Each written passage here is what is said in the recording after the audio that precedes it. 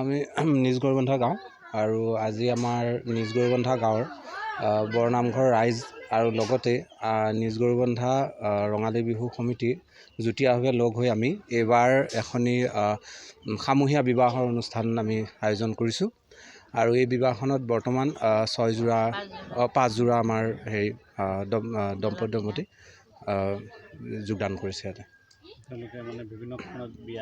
হয় হয়, আগতে তেওঁলোকৰ কিছুমান ধৰি লওক নিজস্ব কিছুমান কাৰণ থাকে আৰু লগতে সামাজিকভাৱে বিয়া নোহোৱাৰ বাবে সামাজিকভাৱে কিছু ক্ষেত্ৰত ধৰি লওক কিছুমান কামত আহিব নোৱাৰে ৰাজহুৱা কাম কাজত।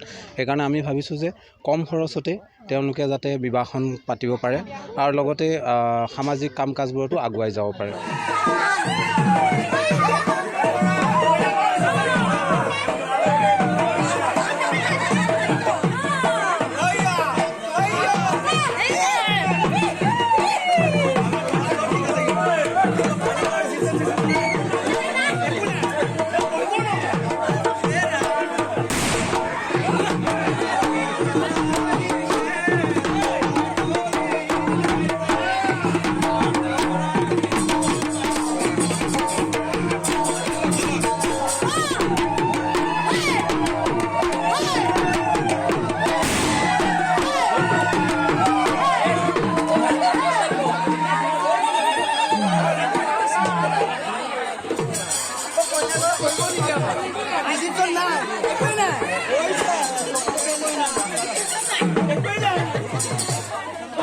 ইয়াতে নিজ গৰুবন্ধাৰ বাসী ৰাইজ মিলি পেলাই এখন সামূহিক বিয়া আয়োজন কৰা হৈছে।